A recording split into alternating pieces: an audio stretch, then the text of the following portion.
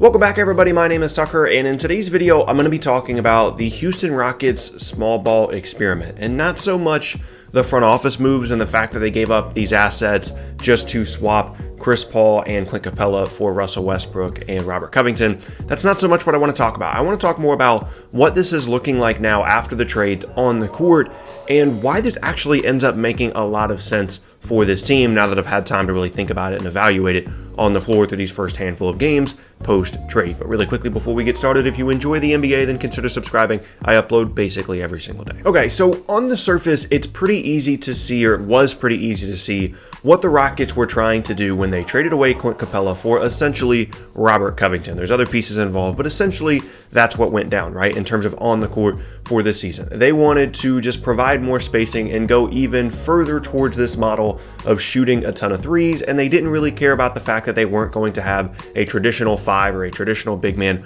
on the floor for most of the game. They were going to slide PJ Tucker to the five, which they were doing over the previous handful of games anyway because of Capela's injury, and they were going to provide even more space on the floor, right? So let's go with that initial idea here of adding more spacing.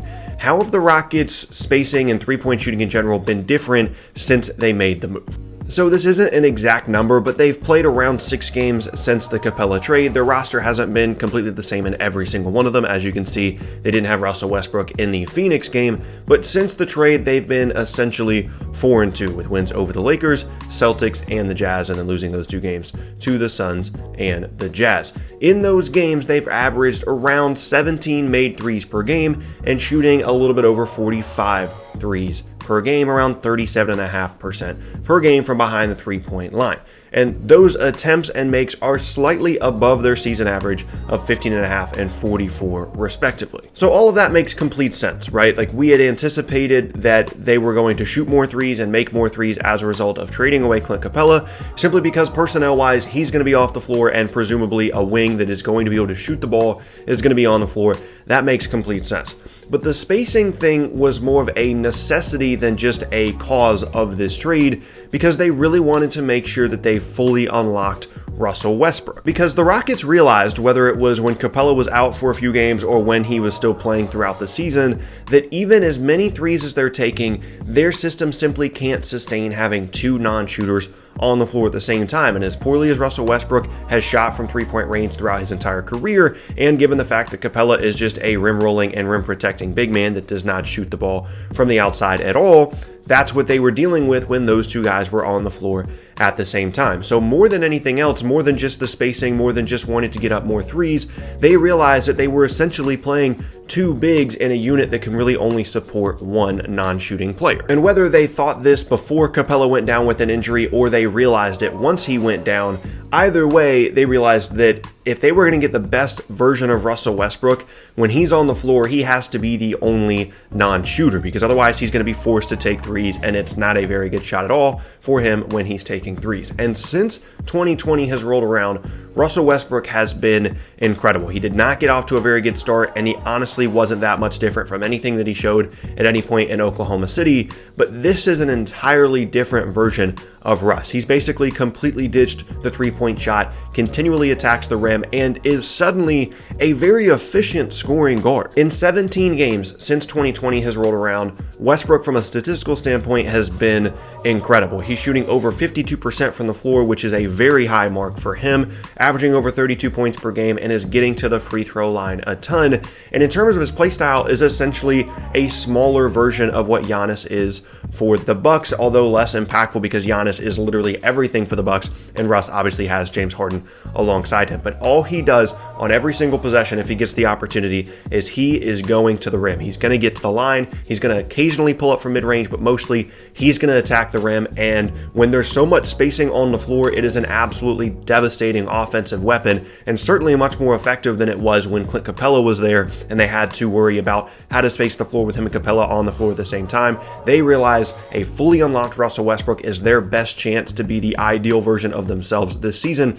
And that is what I believe instigated this Capela trade in the first place, more than just spacing in general, but spacing as it directly relates to Russell Westbrook. If they still had Chris Paul on the roster instead of Russ, I'm not sure that they make this move. And so essentially, it wasn't that Clint Capela didn't have any value to this Rockets team anymore, because I think that kind of became the narrative because there were stats coming out about how they're not a pick and roll team as much anymore, and he's mostly effective as a pick and roll player on offense. It's not necessarily the case he didn't have any value. They're just hoping that the value that they're losing out on by trading him, whether it's defensively, rim protection, rebounding, they're hoping that how much better they are offensively and how much better their spacing is now without Capela on the roster, and most specifically without having to play Capela and Westbrook together, provides a greater positive impact on the team than the negative of losing out on the rim protection and the rebounding of having a traditional big like Capela on the floor or on the roster in general in place of someone like Robert Covington that's another big wing that can shoot and can defend. Now, of course, that's only one side of the floor, and offense probably wasn't what you were first thinking about in terms of a potential negative for this team once they traded away Capela. You're probably sitting there wondering, how in the world are they possibly going to defend with PJ Tucker at the 5 spot? Because here's the thing about the Rockets now without Clint Capela. Are they going to get destroyed on the boards in most games? Absolutely. They're going to struggle to rebound the ball, especially on the defensive glass. It's going to be a problem. Are they going to get destroyed in the post by some of the better post-up bigs in the entire league? Yes, very, very often they're going to get absolutely destroyed if you happen to have a post-up center that's really good, and they're going to get killed inside defensively a lot of the time. But you know when that was also true for this team? When Clint Capela was still on the roster. It's not like they traded away some kind of Rudy Gobert level 5-man that was protecting the rim and negating everything inside and was a great post-up defender. No offense to Clint Capela, he's still a good, solid 5-man in the league, but it's not like he was the entire anchor of their defense. It's not like he was the only reason they were ever defending anybody, and it's not like he was shutting down everything. All of those things that are true about this team now in terms of their inside defense and their rebounding were also true when Clint Capela was on the roster. Are they worse at those things without having him there as an option? Absolutely, but it's not like it suddenly created these new problems. They were still issues before, they were just minor issues turned into now medium to major issues. But it's similar to the Westbrook spacing thing. They're understanding they're going to get worse at a couple of things, inside defense, rebounding, rim protection, things like that.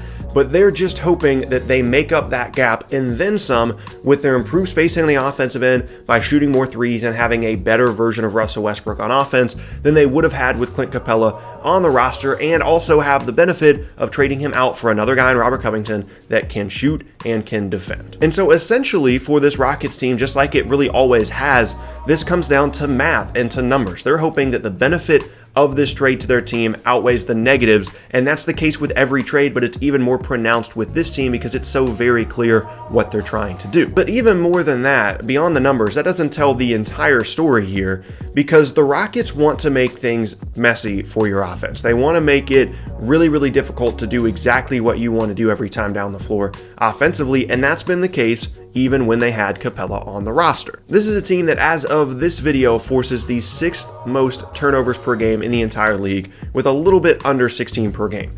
And in the 6 games that they have played without Clint Capela on the roster and now having Robert Covington, they have averaged over 17 turnovers forced in 6 games, which would be second in the league over an entire season. So basically what that's saying is there's more than one way to finish a defensive possession than just getting a rebound. Forcing turnovers, and then also what the effect of having that more aggressive defense on the floor does to the other team. Because of course, if you're playing the Rockets and you have Anthony Davis, you have Joel Embiid, you have Rudy Gobert, you have Nikola Jokic, you're going to say, okay, they can't stop these guys inside. We're going to feed them the ball in the post. Well, the Rockets are going to say, okay, we're going to have PJ Tucker, we're going to have Robert Covington, we're going to have whoever on your 5, and you're going to spend a minimum of 10 to 12 seconds bringing the ball up and trying to force that guy the ball in the post. And maybe it'll work 90% of the time and we'll get destroyed, but a lot of the time it's going to be maybe a little bit difficult to get that post up in because we're going to be fronting and we're going to have help side on the weak side. These guys are not used to feeding the post a ton in the modern NBA, so they're not very good at it. teams are going to get frustrated and be like, I don't want to feed this guy the post every time down the floor. There's going to be guards that are going to get antsy and start jacking shots. They're going to force the ball. They're going to turn the ball over. And that's what the Rockets are hoping for. They're hoping that their defensive weakness is so glaring that other teams try and exploit it to the point that they forget how to actually be a good offensive team overall, and they're just trying to pinpoint this one defensive weakness. And sure, there are other ways to beat this. You can still get to the rim, and if you get there, it's going to be an easy look. If you can get by this switching defense when they're just going to switch everything on the floor, if you can get to the rim, there's not going to be a whole lot to deter you once you get there. Yes, there are other ways to beat this other than just posting up, but again, they're going to try and switch everything. They're going to try and force turnovers, and they're going to try and be good defensively and great offensively because of their spacing, and hope that that's enough. And all of this is to say, I'm still not even sure if this is a better version of this team or if it's just different, but I do know that it's the most ideal version of what this Rockets team can be in terms of what they want to be, right? They want to shoot a ton of threes. They want to have a ton of spacing. They want to have a ton of versatility on the defensive end. They want to force turnovers, and they'll never be better at that with this roster and with this team coming into the season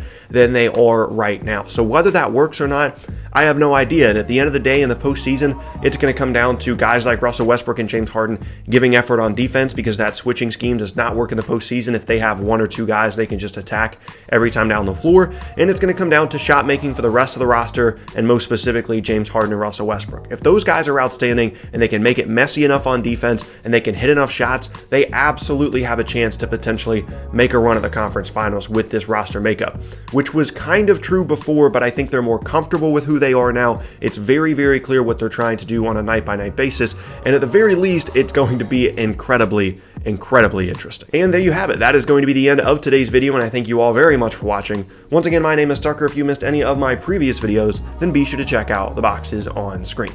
Thanks again, and I'll see you all next time.